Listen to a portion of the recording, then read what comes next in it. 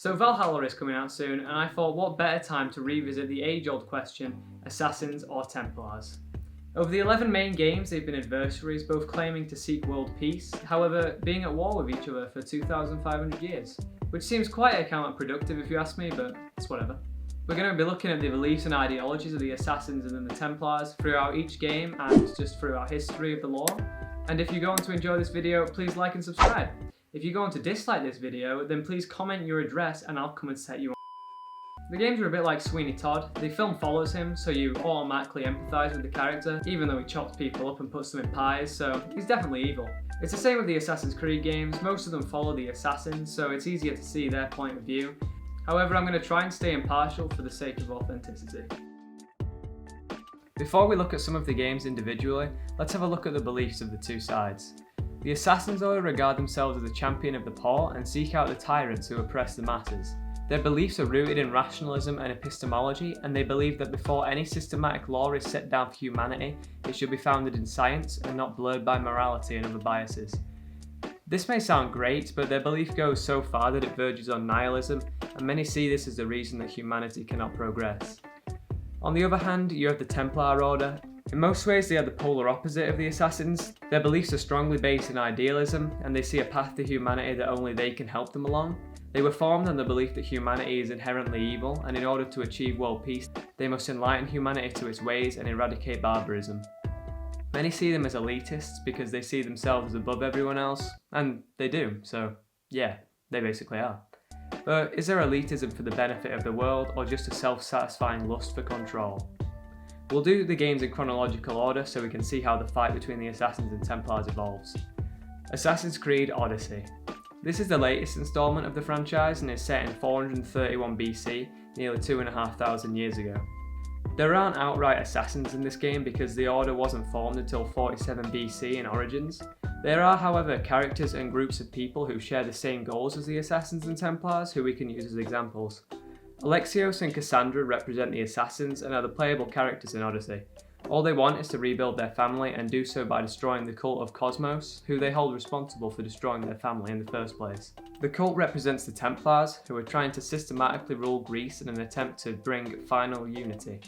Their methods of bringing unity do include killing off most of Greece to create a clean slate. I believe that in this instance the Templars, or the cult of Cosmos as they were known at this point, were more driven by greed than good intentions because of the fact that many of their members were high-ranking politicians and military personnel, and would therefore benefit greatly from the power the cult gave them.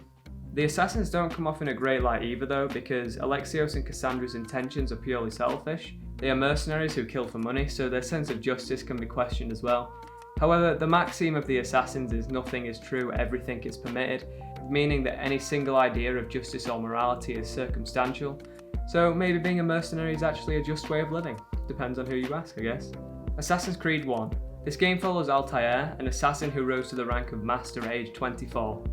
The main plotline involves Altair being sent to kill Templars in an attempt to recover the Apple of Eden, an artifact containing immense knowledge of the universe and is one of the Isu artifacts that remained after the Isu era. Al-Maulim, the leader of the Assassin's Guild at the time, is corrupted by the Apple of Eden and only wants power for himself, which doesn't actually go against the Assassin's law of everything is permitted, but they didn't like what he did so they killed him off.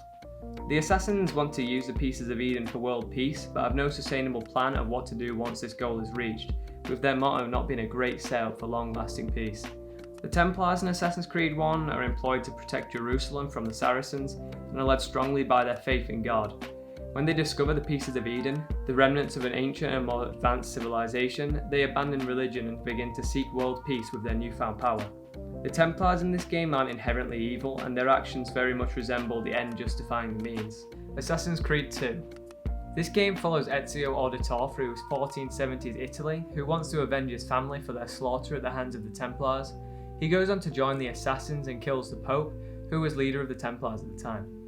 Ezio is pretty much groomed into being an assassin by his uncle, and he just adds another selfish character to the roster. It seems to be a recurring factor of the Assassins that they are led by very selfish issues and beliefs. Considering their main agenda is making decisions based on science and logic, Alexios, Cassandra, Edward and Ezio all go against this law, despite all being high-ranking assassins. There isn't really anything positive to say about the Templars in this period. They're trying to take over Italy for the same reason as always. They're just slightly more malevolent than in most of the other games, and their philosophy of the end justifying the means is taken to a new extreme of killing civilians. Assassin's Creed 4 Black Flag. This game follows Edward Kenway, a pirate turned assassin who seeks wealth and glory for himself most of the game. His ideals don't at all match that of most of the assassins you see through the other games, with him looking out for nobody but himself. He poses as an assassin to further his wealth and becomes caught up in all the Templar drama. Upon finding out that with the assassins everything is permitted, he takes it very literally, thinking everything he claims is his and that he doesn't require any morality or sense of right and wrong. The assassins during this period, they're not really doing much, they're just trying to stop the Templars, as usual I guess. The Templars on the other hand are trying to find the Isu Observatory, a tool that allows you to see the location of anyone in the world at any point. This leads you to believe that the Templars aren't actually trying to obtain world peace but rather world domination, as this tool could only really be used as a tool of war. I suppose it could be used to track down troublemakers, but the Templars collect samples of blood from each of its members, showing that this is more of a control mechanism as opposed to an aid for peace. At the end of the game, Edward finally understands what the assassins stand for and joins them, becoming Master Assassin. He teaches his son the ways of the assassin, however the son, Haytham Kenway, later becomes a Templar in Assassin's Creed Rogue. There are two parts to Assassin's Creed Black Flag, with half of the game being set in modern day Paris, where the war between Assassins and Templars still rages on, away from the public eye. The Templars now go by the name of Abstergo Industries and are searching for the Isu Observatory with the same goals as before. The Assassins are not thriving during this period and are now being actively hunted by the Templars, who see them as an obstruction to their end goal of world peace. The fatal flaw of the Templars is that it only takes one corrupt person for the entire concept of world peace to be invalid, because if the people orchestrating the peace aren't doing it with humanity's best intentions in mind, then it is meaningless. The Assassins don't seem themselves to have any goals involving bringing peace, other than continuing the futile war between them and the Templars. They don't help the situation and only delay the inevitable of the Templars ruling over the world in either the paradise they envision or the chaos they claim humanity is capable of. Assassin's Creed Rogue. This is the only game where you can play as a Templar, Shay Cormac. He was an assassin who left the Order after being used as an expendable. Haytham Kenway is the leader of the Templars at this time, and they are focused on stopping the Assassins from retrieving the Pecusa box. It's become apparent after looking through these games that both the Assassins and Templars have become very disillusioned to their original goals and have seemingly tunnel vision to defeating each other. If they joined using the morals of the original Assassin's Order and the intentions of the Templars, then they could actually do some good for the world instead of harming the world and its people in the crossfire of their useless struggle for power.